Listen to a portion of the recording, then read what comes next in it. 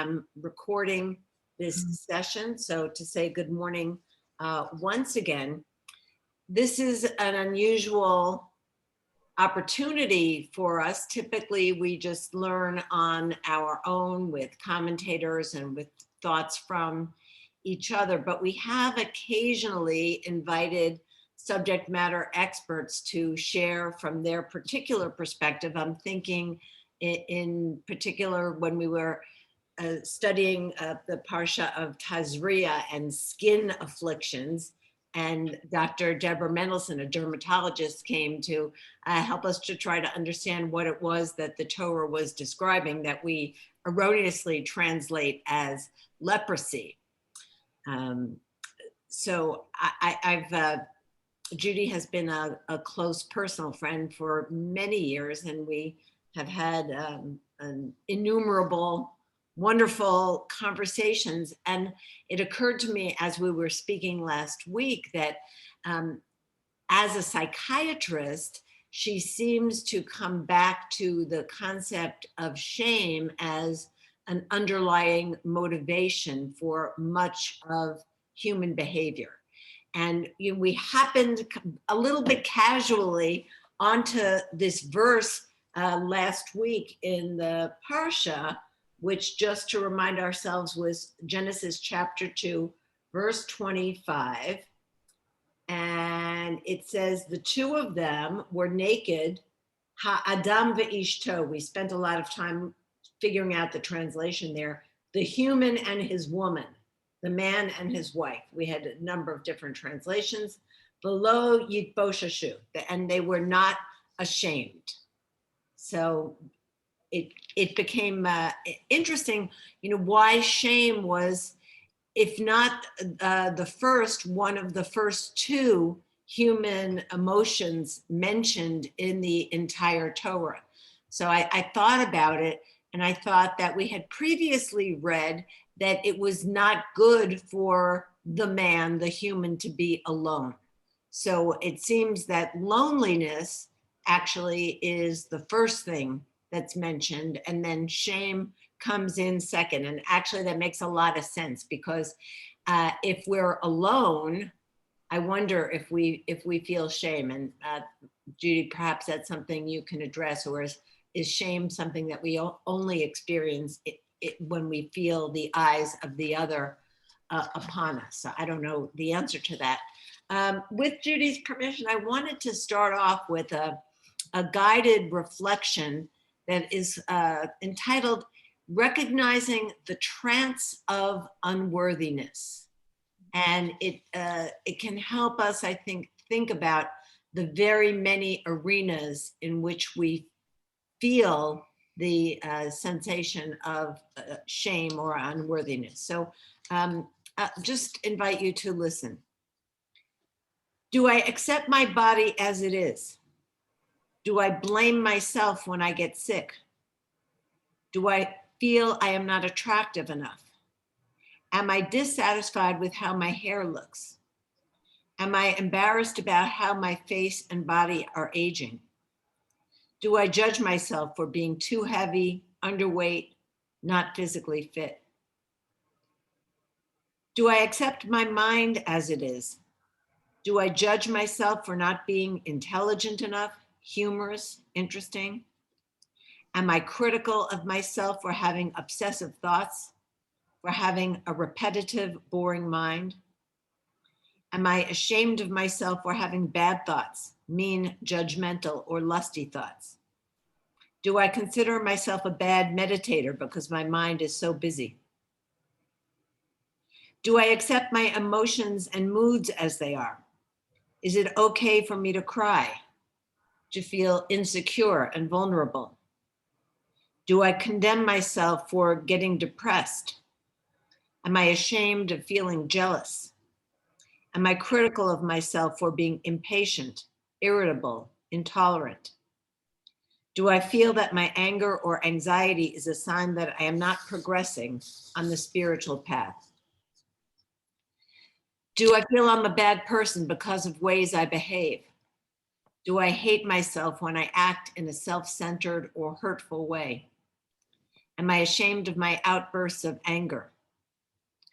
Do I feel disgusted with myself when I eat compulsively, when I smoke cigarettes or drink too much alcohol? Do I feel that because I am selfish and often do not put others first, I am not spiritually evolved? Do I feel as if I am always falling short in how I relate to my family and friends? Do I feel something is wrong with me because I am not capable of intimacy? Am I down on myself for not accomplishing enough, for not standing out or being special in my work? So we're just finishing up the holiday of Purim, the holiday when we put on masks in fun. And it's a good time for us to be talking about the masks we wear, the parts of ourselves we disclose, the parts we hide, the parts that we feel good about, and the places where we feel shame. And with that, I'm going to turn it over to Dr. Judith Engelman for some opening thoughts.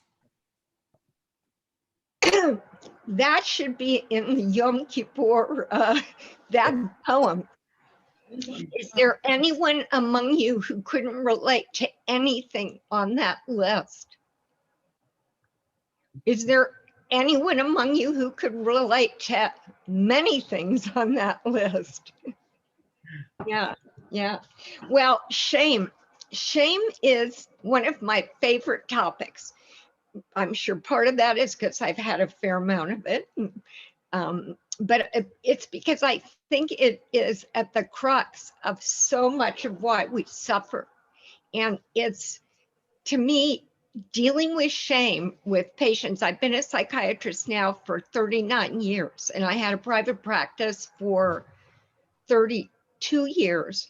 And lately I've been, I still work, I still do Zoom sessions with patients up in Juneau, Alaska, where I've gone in the summers.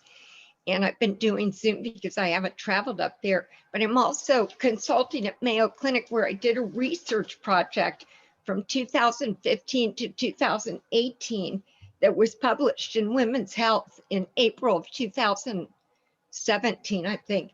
And it consisted of running groups for women physicians and nurse practitioners and PAs. We had one psychologist in one of the groups, and we had a control group of an equal number of women practitioners who were not in the group, but they had 1 hour a week of compensated time when they could do whatever they wanted with the time. And then the women who participated in our 12-week session participated in a manualized 1 hour session a week where we went through various things. And then we looked at different biologic parameters, and we looked at their cortisol levels, stress levels, manifestations of that. We did many different psychological tests on them. And some of them had to do with satisfaction with parenting, they all had children. They had to have children under the age of 18. And we looked at their satisfaction with work, their feeling of being loved. And we tested these before and then immediately after, and then 3 months down the road from the completed study. And predictably, our hypothesis was, of course, that the group would really help them with a lot of this, and that they would their cortisol level might drop, and they would feel better about parenting and their work. They're so stressed. Everybody's stressed, but they're so stressed because of the multiple roles they play and because of the high expectations of medicine, especially at Mayo Clinic, that has the 3 shields, which are education, research, and patient care. And in order to move up in that hierarchy, you have to do a lot in all of them. So you have to publish, you have to be teaching, and do excellent patient care. And sure enough, their cortisol levels dropped. Their job satisfaction went up. Their parenting was more pleasurable, and it felt more successful, and they developed a deeper feeling of being loved. I wasn't, and it's called, the article you can look at, it's called Fostering Resilience in Medical Moms or something. And I wasn't surprised by those results because I started doing group therapy in 1983 as soon as I went into practice, because what I realized is that most people can bond with me individually, because fortunately I'm a third child, so I'm kind of a balancing act, and I can see good at just about everybody or everything, including a stone. But that is not what's going to heal people. It will to some degree, but what heals people is testing out new behaviors in a group, because we live in groups. No matter how much we isolate, we live in all kinds of groups. This is a group. We live in our family group. We live in our work group. So life is lived in interaction with people. In fact, we are totally programmed physiologically to need, we're social animals. We've got receptor sites. We have all kinds of hormonal reactions, our brains, all our neurotransmitters, our skin. We are programmed to interact and to thrive by interacting. And when we don't, failure to thrive. Little kids that aren't touched, they stop eating, they stop interacting, they develop self-soothing behaviors. So we need to interact, and how we interact is formative in terms of how successful we are in the world. And the reason I've loved doing group therapy is because we have an opportunity in the kind of the experiment of life in a somebody once said, if you have 6 people in a group, you have all of the pain and all of the joy in the world in one group. And the thing that's so positive about group is what Isabel was sharing about Brené Brown, who is a psychologist who's done a lot of testing looking at relationships, and they call her the vulnerability doc, because she gets to the core, which is vulnerability.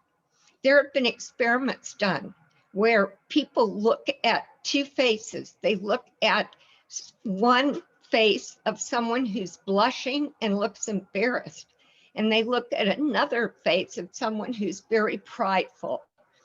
Which one do you think they're more drawn to? Anybody? Shame. That's right. That's exactly right. Because there's nothing that feels better than having somebody else say, I understand, or I felt that way.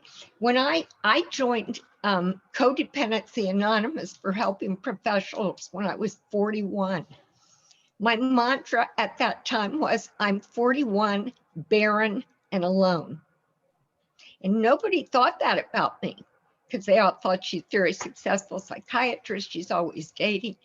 But that's not how I felt about myself. I felt like I was defective, and that if people really knew, they wouldn't like me, or they wouldn't think so much of me. So I decided, because I'd sent so many patients to 12-step programs, that I would try one. I was so scared that I would run into a patient the first time I was there. I was just so scared, but I knew it was an important first step. So I'm sitting in there, and we're starting to talk about ourselves. And I very timidly said, well, looking down, I've been married twice. And this woman sitting next to me, who had a dirty t-shirt, probably half her teeth, and nicotine stains on her hands, someone I totally would have judged in the past. She goes, oh, hell, honey, that ain't nothing. I've been married 9 times. And that was it. Boom, out the window. Out the window. Shame went out the window by that blessed woman. Because shame hates the light of day. Shame dissipates when it's exposed. And that's why we're drawn to the vulnerable person. That's why if we say, my mom committed suicide, and somebody says, my brother committed suicide, or I take Prozac, and somebody says, I take Prozac, That's why we don't feel so alone in the world. So the more we can get over our shame and expose the things that we feel the worst about, the more likely we are to feel more connected in life. So that's a little bit about shame. I think that shame is the core of addressing shame is the core of what helps people heal, because there's all kind of covert things that we do to not expose how we really feel about ourselves. And shame, and I think Felix talked about this, and I really appreciate Owen and Felix's comments, really everybody's comments, because I watched what you said last week.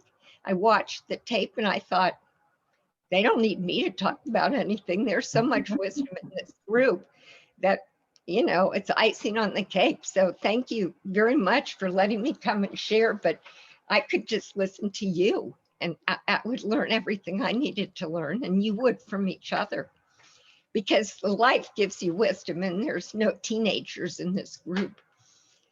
I think it also dissipates shame, because by the time you're our age, everybody's had something they're ashamed of, or something's happened. So really we're kind of in the same boat, and we have learned that we have more in common than we don't. And we've all been exposed in one way or another. But it's interesting. Teenagers have a boatload of shame. It's a horrible time for shame. Shame peaks because they're going out into the interpersonal world and they're ashamed of this, that, and the other, a pimple, they're not tall enough, they blah, blah, blah. So then shame goes down, and it also increases as you get older. Because we're discounted when we're older. We lose our physical beauty, we lose our prowess, we become irrelevant to a lot of people. So it starts increasing again. Advertising is the worst. Advertising is walking shame, and that is the reason that advertising is so powerful. We did a program at the temple years ago called No Body is Perfect. Because when I was at college, 1/3 of the girls were vomiting, and that was in 1966. Now, vomiting and body image issues start at age 8, and they just increase. It's an epidemic among Orthodox Jewish girls. It's a total epidemic. And that's advertising. And it used to just be women. Now it's gotten to men. It's horrible. We watch or listen to 3 years of advertising in our life. That's how much it gets in. And it's a lot of it's subliminal. And so just be aware of that. It's rare. I remember one of the commercials years ago was some woman having Cinnabons on her rear end, walking around with Cinnabons. I mean, I don't know what the commercial was about, but I know that our groups that we ran at Temple High were to help people, to help girls feel better about themselves in spite of them not having an airbrushed body where ribs have been taken out of models. And nobody looks like that. So you talked last week about guilt, embarrassment, and shame. So I wanted to talk about those 3 things for a second. And appropriately, I think, Felix, it was you talked about guilt and shame, the difference. Guilt being something that you make a mistake and you can fix it. You can say, I'm sorry. Guilt is other involved. Guilt is somebody else and an interaction with somebody else. And there's empathy in guilt because you hurt somebody and you can feel the impact of that. Or it is internally motivated. Thou shalt not steal. Nobody knows if you get an extra $100 out of the teller machine. Nobody knows if you did that. You could just keep it. But if you have internalized some of these laws and everything, and your ideal of yourself says this isn't right, so you take the money back in. or somebody gives you the wrong amount of change.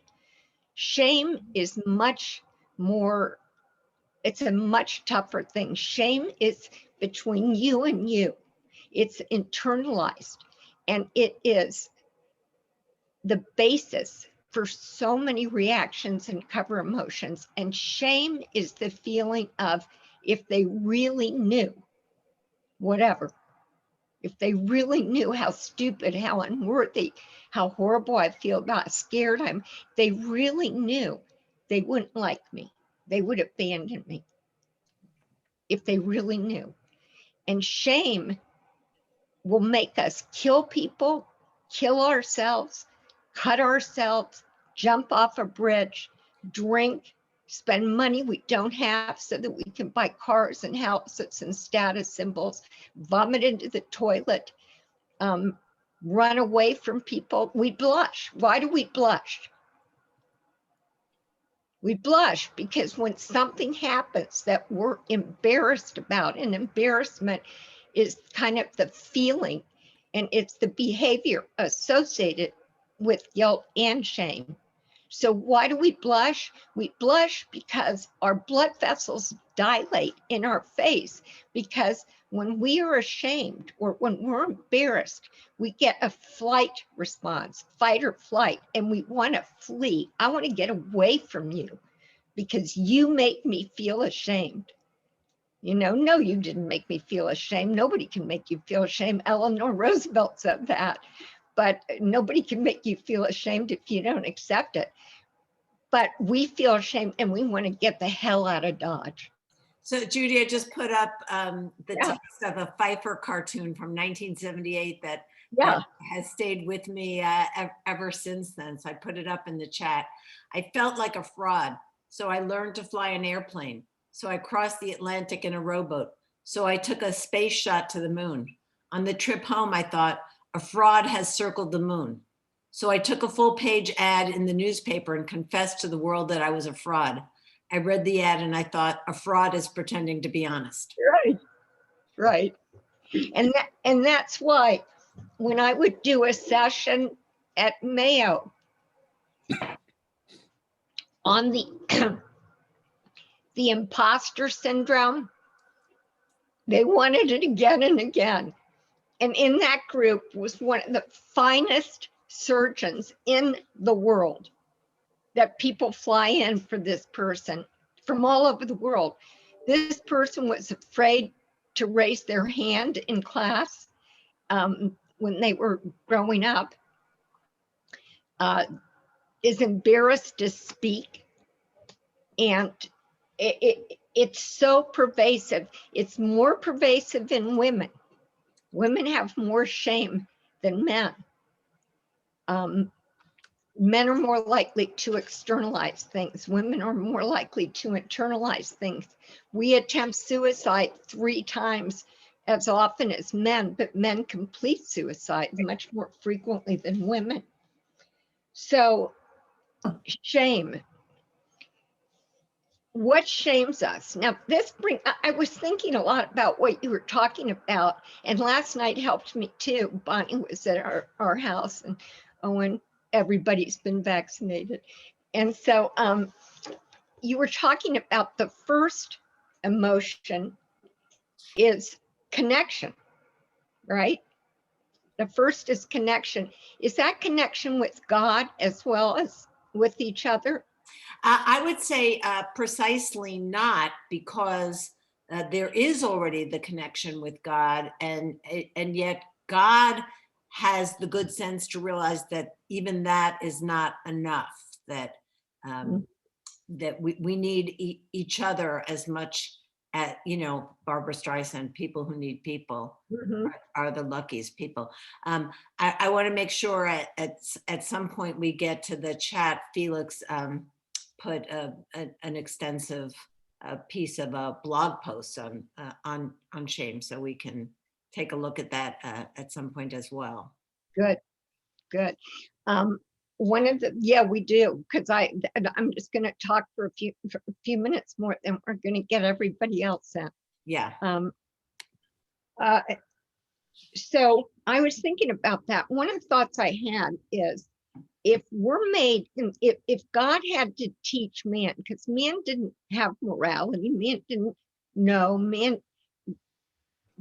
if they were going to hurt other people or embarrass other people. I was just thinking that shame is relational. On the one hand, you can feel shame alone. Absolutely. How often do you do something and you say, oh man, I'm always running late, or I always flub this up when I try to make a meal, or that's shame. That's shame, and it's reinforced. So we can feel it without other people, but other people are in our head. We internalize shame because we're taught shame. That's what Owen was saying, that it's a societal control thing. And I was thinking about that. You said that last time. And I thought, if God is trying to teach man to be in society, and God is the father, mother, whatever, and it's B'Tselem Elohim. And we know very much from Torah, God is very human. I mean, God can make mistakes and be yelled at wanting to wipe out cities because of an excessive reaction or whatever. Then kind of the only way, if God is like a parent, the only way that, and one would say, well, why would he come down on them from eating an apple? Doesn't he want them to have knowledge? You know, but yes, but it's got to be knowledge tempered with humanity and caring and relational. So that was one of the thoughts I had, that first there's relation. And if they ate the apple, they are jeopardizing their relationship with God. And what will children do? Children, they'll cling to parents that have beat the crap out of them. They'll cling to parents that have abused them emotionally, sexually, physically, that have neglected and abandoned them. It's so strong, that need for nurturing, and we never outgrow our need for milk. So shame is so deep. And like I said, shame hates the light of day. But shame is behind so much of what happens to us. Borderline personalities, people who have extremes, and that name came up because they were between like psychotic, completely out of touch with reality, and neurotic, just excessively worrying about things. It's a bad term, but the dynamics are people that see themselves as all or none. I'm either good or bad. I see you as all or none. You're either the good mommy or the bad mommy. If I do something bad, it's the end. I've got to kill myself. If you do something bad, I'm cutting you off. So there's no shades of gray. And it used to be that if somebody cut themselves, this is years ago, we define them as borderline. Everybody who came in who self-mutilated or cut themselves, now it's a trend among teenagers. But why did they cut themselves? Because they felt so bad about themselves that the only way to get rid of that horrible, excessive emotional pain was to cause physical pain, and they feel better afterwards. It lets go. It like gets rid of the pressure cooker. So, and that is their way of coping. Just like an affair, if you start looking at things as symptoms of an underlying deep thing, if somebody has an affair, it might have nothing to do with their marriage. It might have been modeled in a parent. It might be that they feel so bad about themselves, they constantly need somebody else to tell them they're good, because, you know, familiarity breeds contempt. So it might not, it's maybe not against the person that they take it personally, the partner, it might very much be for themselves. So when you start to look at behaviors, addictions, all kinds of behaviors, to me, underneath it is shame. And if you can get to the shame, you're going to help that person be free. And how do you get to the shame? Well, there are many ways, but one of the most effective ways is cognitive behavioral therapy, because when we feel bad about ourselves, it's because of what we say to ourselves. I'm unworthy. I'm unlovable. I'm ugly. I'm stupid. They don't like me. So say you keep a journal, and every time you learn to have an observing self, every time you have one of those thoughts, you learn to write it down. That's one column. The other column is, what are possible other explanations? What might be another explanation? They're having a bad day. It's about them. They're a perfectionist. What might be, let me just entertain another possibility so that I might be able to identify my cognitive distortion. Because if I believe that, then I'm going to act out of that. I'm going to feel bad. So first there's the thought, then there's the feeling. I'm going to feel bad. I'll get a sick feeling in the pit of my stomach. I'll get a headache. I'll get tension in my neck. And then what am I going to do? I'm going to withdraw. I'm going to drop off this committee. I'm going to cut myself. I'm going to jump off a bridge. So cognitive behavioral therapy is very effective a lot of times for treating shame. The other thing is to get so much evidence to the contrary, which you get in groups. You realize you're not so bad because groups are very forgiving. I had a woman in a group that was a prostitute, and she was really ashamed of that. But she came from a family where she was sexually abused, and she learned very adaptively to utilize her power as a woman to get ahead in life. In fact, she even married one of her Johns, but she still had to work on her self-esteem. I put her in a group. For 6 months, she didn't tell that group what her background was. She stayed in the group for 5 years. Progressively, she would tell in a shorter period of time. Before she left, she'd tell in the first session. And when she came to me, she told me years later that she was watching me like a hawk when she talked about that she was a prostitute. She was watching to see if I was judging her, if I was titillated. She was watching me, and we over years developed a lot of trust so that she didn't feel ashamed about it. She understood why she had that adaptation, and those adaptations save our lives. Those adaptations are usually the best we can do to survive whatever it is we have to survive in our childhood. And so we develop those for darn good reasons. That's why in therapy, I don't go crashing into people's defense mechanisms unless there's a reason, because they've helped them survive. But a lot of times the things that we use for the first 20, 30, 40 years of our life are not helping us later in life. And so we need to let go of them over time. So that's kind of it. And you were talking about masks, and shame has many faces, and we all have our masks. We all have it, and we can peel those away when we are in safe relationships. We can lovingly peel them away and become our authentic selves.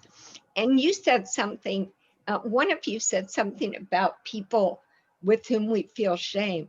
I have come to the point where, because I've spent so many hours in Al-Anon meetings and just, realizing how freeing it is to be who you are and say what you feel. If I feel ashamed with somebody, I have learned it usually isn't about me. It's about them. And so I've gotten much better at putting the shame back on the shoulders of the person who shamed me.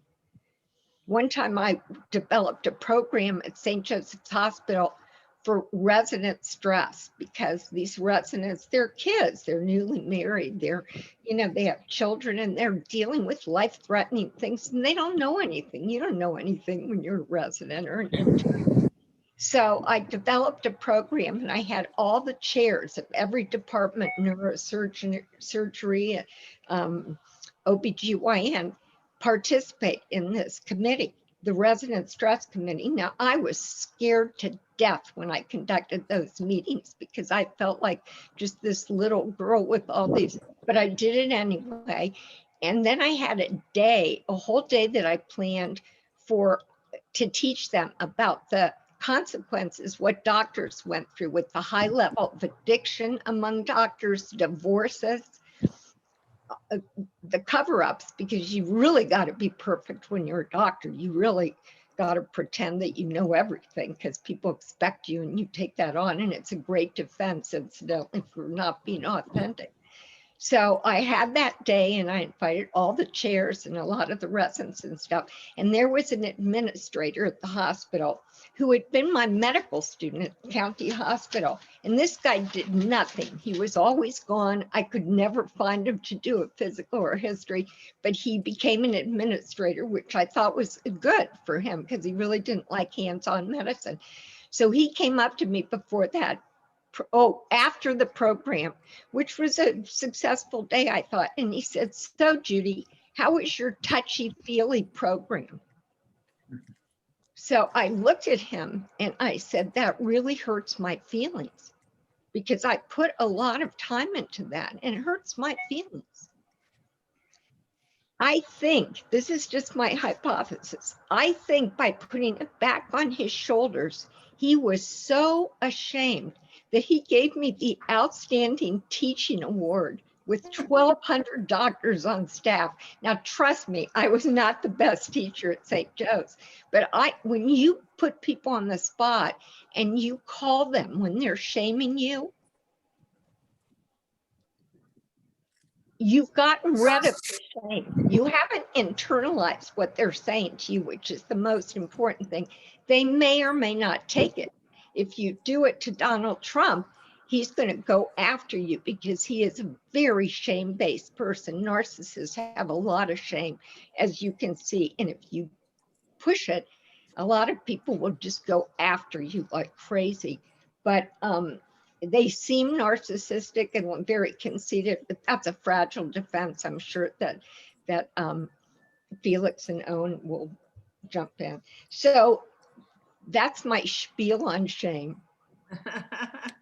Thank you so much for thinking this through and putting this all out there for us, Judy. One thing I'm thinking about myself as you're talking is I wonder if part of the stories of the Torah and what makes it so compelling is the fact that that's our group therapy. When we look at all of our ancestors and their foibles and their imperfections, it's helpful that we don't have role models who are perfect human beings. Yes. And Yes. how validating that is. So I see that Felix and David have both put some thoughts into the chat. I'm going to let Felix respond first, and then David and anybody else who wants to jump in. Of course, this is not particularly a shy group. So. Well, first of all, I really want to thank Judy so much from the bottom of my heart, especially liking the emphasis on the group and the interpersonal aspects and how important that is in terms of how we feel we're being looked at and judged by the other. And also, Judy, I love the expression of how it's so much at the base of most of our suffering. It is so universal, and all of us, I think, as you were pointing out in the beginning, can relate to shame so well. I just posted a quote from Robert Stollerow, who's one of the most brilliant psychoanalysts of today, and one of the founders of intersubjectivity theory, emphasizing that interpersonal aspect of all emotional states and complexes. And then I just listed a few references, but you know, we touched on Sylvan Tompkins last time, just the name and the name of a book, Shame and Its Sisters, and let me see, I'd like to talk a little bit more about humiliation, or as I think Popeye said, humiliation, which kind of gets more to the heart of it. Humiliation is the experience of having a viewing other use one's shameful exposure to feel superior to, what does it say, to or lord it over us. Yeah. So we're constantly, I think, challenged by how good are we, how inferior or superior are we, and how accepting can we be and non-judgmental can we be, and just feel each other as all brothers and sisters, all children of Hashem. So thank you, Judy. Really, really wonderful presentation. That means so much to me because I have so much respect for you, Felix. So thank you. So Felix, I just want to make sure I'm understanding what you're saying, because you've introduced this new idea of humiliation. Humiliation, yeah. So humiliation comes when I feel shame and another person leverages that. Exactly. Themselves feel superior. Yeah. So I'm going to take your shame and I'm going to show you how superior I am to you. And you know, that's probably at the basis of Schadenfreude. Yes. Right. Yeah. So we have joy in the other person's pain. All right. Right. Harry wants to say something, and I want to give David the chance to make his point. Harry, yes. Oh, I was going to let David go first. I just got in. I wanted to get in line. He's in the queue. Okay. David. Okay, when I asked the question last week, what is shame? We've danced around the question quite a bit, and Dr. Engelman, or Judy, I'm not quite sure how to approach Judy. Has mentioned it, but I'm still not quite sure exactly where shame came from, because I've seen different cultures, and something that might be shameful for us is not necessarily shameful someplace else. So it seems to be partially cultural. I don't know if it is exactly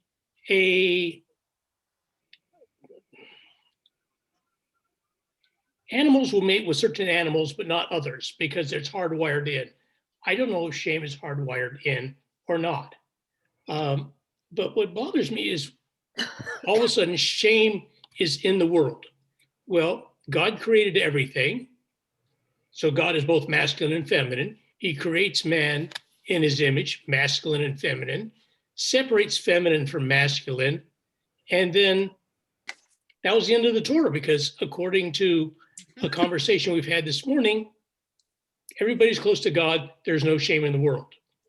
But since God was the only creative force in the world who introduced the snake, which led to shame being introduced into the world.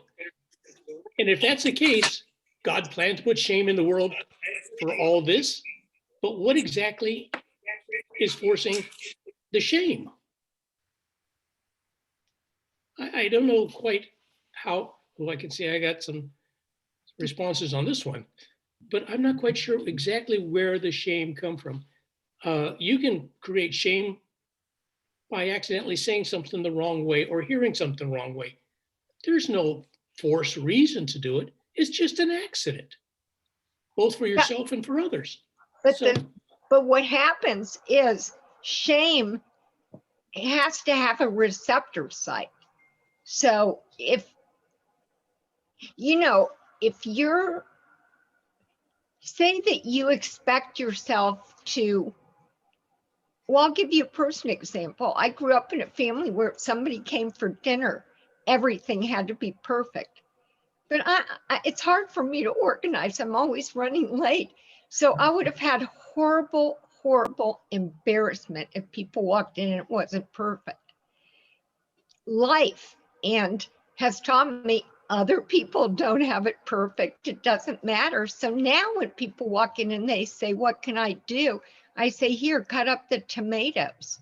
So why did I have that? Because that was the message. Don't put ketchup on the table if it's not in a bowl. It's internalized, what we're taught or not taught. If a child is neglected, then it feels unworthy of love. If a girl grows up with an alcoholic father, and that of course gets into repetition compulsion, unwittingly, she will marry a guy who's an alcoholic, trying to heal that. Or she couldn't fix her dad, but maybe she can fix that guy. So, but maybe she gets therapy and identifies the pattern of not feeling worthy of someone who treats her with respect and love. And so she changes, she feels more worthwhile, and she picks somebody who's kind and loving.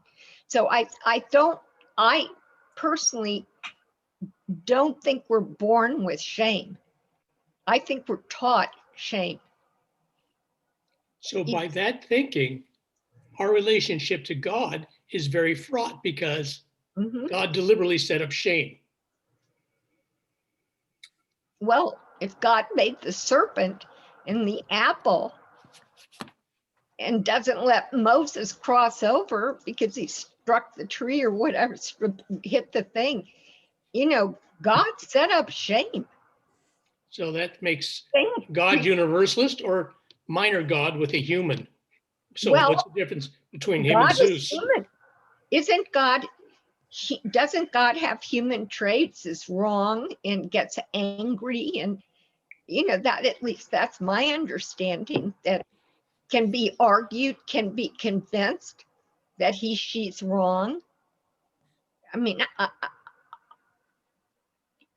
I think we have to have shame, maybe to have humanity and empathy and accountability. It definitely is a social concept. Okay. So Just like feelings. we've got a few people who want to speak. So I see Terry, Robin, Merle, and Owen. So Terry, you have the floor. Thank you. I was just thinking of a story, something that happened a long time ago. Of course, David took us into a stratosphere that this is back on the ground. So bear with me. When I was 28 years old, I was the education director at Temple Solel. And I had very little experience in being an administrator and being a person who needed to deal with other people who were older than I was, and of course, better than I was, and definitely knew more than I did. And there was an incident with a man. He was a doctor. Thank God, I don't remember what kind of doctor. He was very tall, and he had a son who was a pain in the ass, an absolute clown in class. I mean, disruptive at every level. But of course, he didn't see it that way. And this was also, fortunately, years before the parents took over the schools. And so we had removed him from class, and he sat with me, of course, in my office. And when the father came to pick him up, or he came for a board meeting or something, because he was a powerful man in the temple, he stood close to me and leaned down to look into my face, very intimidating. And something in me sort of knew that I couldn't respond in that situation in any way. So, of course, being 28 years old and impulsive, I jumped up on a chair and I stood in the same spot next to him, and I looked down into his face and I said, you know what? You're his father. It's your job to love him. but it's my job to tell you that he's a real pain in class and he needs a little attention from you in that regard. I don't remember the rest of it or how. I just remember the look of complete and utter Horror. just completely incomprehensive. He just didn't understand. Huh? That's why we love you. That is totally why we love you. It's a great story, Terry. And, you know, I would make a bridge from that to the story Judy told and her response to the administrator who described. Yeah, that's what made me think of it in the first place. It was that long ago in the conversation. I feel Really, that. and you know what I'm taking away from both those stories personally is that for me the challenge is to connect between unconsciously having the feeling and consciously having the feeling so that I can then deal with it and respond from the place of that in the moment. I'm imagining myself in either of those situations that you described and thinking that it probably would be several hours later before I was able to process how that made me feel in the moment. And then of course it's difficult to go back and react. So I just want to say that it didn't last. I learned a lot of humility by the time I was in my 30s. And when I became an administrator again later, when I was in charge of people and I had to confront them, it was a very difficult process. And I think that, you know, I came from a home where you didn't talk back, you didn't make noises, you just didn't. And so it was very difficult for me to confront somebody, to bring up something that I knew if someone brought it on me, I would be devastated. And I needed to confront the issue. So I learned over time, but it was not an easy climb. And I think everybody has experiences like that, but that story has always stayed with me, just like the one you told, Judy. Done. Robin and then Merle. Hi, everyone. So sorry to miss last week's discussion, but really excited we got to continue it. So, you know, I'm a CPA, I'm not a psychologist, but I looked at shame has our very many different layers and it's very personal depending on you're the one feeling it or you're the one exposing it or imposing it on someone else. But and I love what Judy said about tempered intelligence, because that's going to bring it back to our the actual Torah portion. And I have a thought to share. It's not entirely mine. It was, I believe I was listening to the Audible book of 12 Rules of Life by John Peterson. And he was talking about, you know, the apple. And so to me, I'm thinking, you know, the apple is what gives us good nutrition, bigger brains. Bigger brains, we can think more. And just by the fact that we then had this intelligence, shame followed, because then we knew how horrible we could be to each other. And to me, that was the shame. Whether the fig leaves, that was just, I don't know, an allegory or whatever it is to, you know, to share with people, you know, about how we want to cover those horrible things that we can think about or possibly do, which very shortly we see with Cain and Abel, you know. But anyway, so that was my thought when I was like, wow, yeah, very interesting. So I love that tempered intelligence. That's a great way to put it. Thank you. Thanks, Robin. Owen and then Marcy, and then I'm going to give Judy the opportunity for the last word. I don't have much to say, just that I think that shame only happens in a context, that it doesn't happen in a vacuum, and it's about how we learn to feel that. And it's the same thing that I said last week, is that it happens in an interaction. Yep. Marcy Burgess. I think I was rubbing my eye. I don't think I raised my hand. You had a comment in the chat. Oh. I wrote, sometimes single confrontation results in respect. Years ago, I worked for somebody, and I worked at a pharmaceutical company, and I had to get slides ready for someone, and he wanted them the next morning. I told him he'd have them that afternoon. Then something happened. So I went and said he wouldn't have them that afternoon. And he said something, I forget what.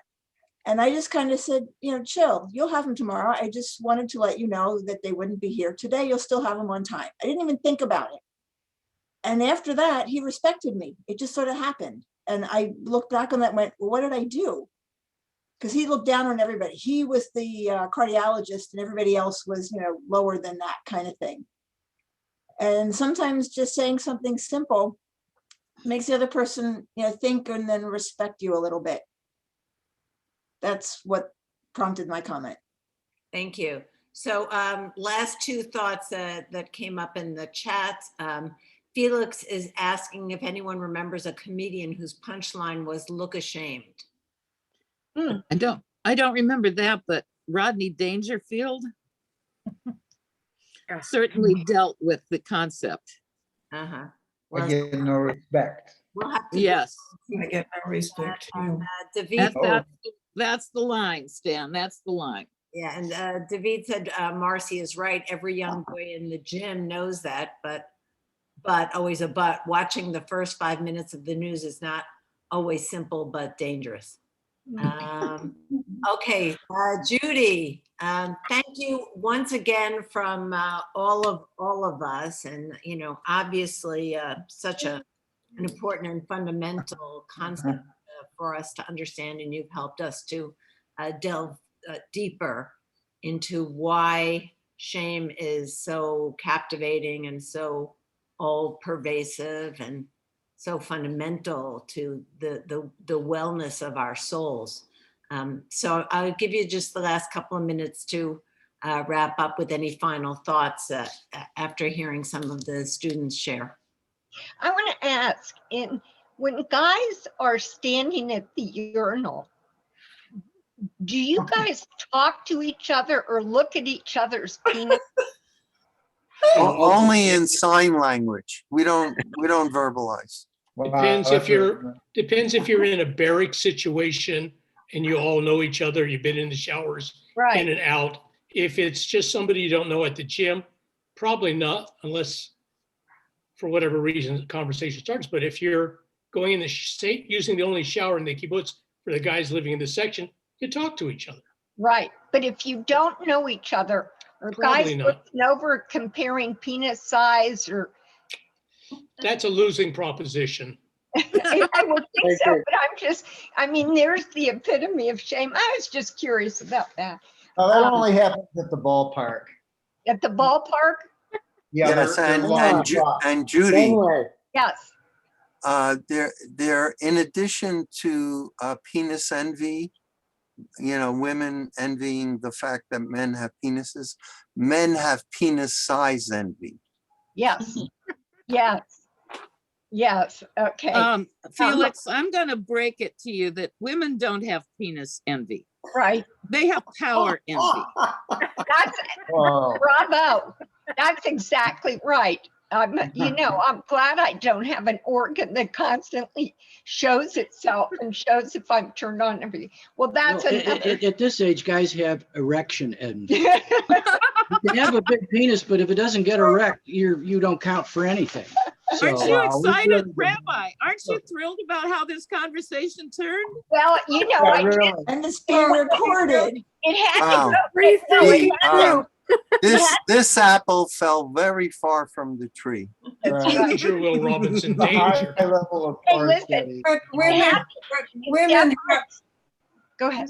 women have this feeling about having proper big breasts. I was just There's going to so say many that. Exactly. Everyone, so many of my friends' daughters were going to have implants put in. Right. They Yeah. should have talked to me And first. again, it's advertising, and this figure of this gorgeous woman with this huge breast and tiny waist, and Mhm.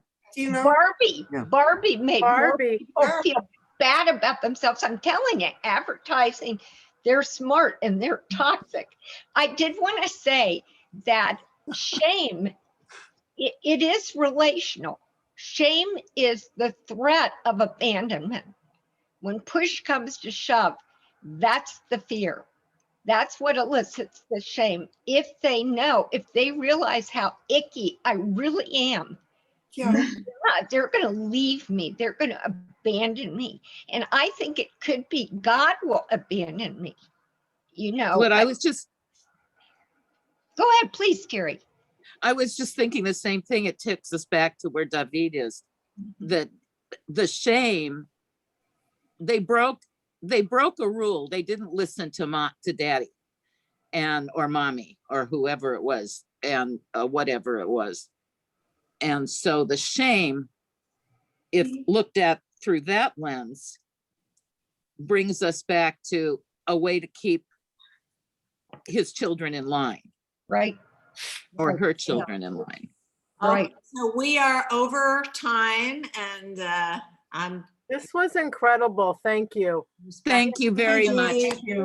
big. Judy, this was wonderful. Thank you so much. My honor. I have to tell you, I'm very honored to speak to such an erudite group. I was Oh God, you have Come no back idea. every listening. week. Really, no, I Come and- am.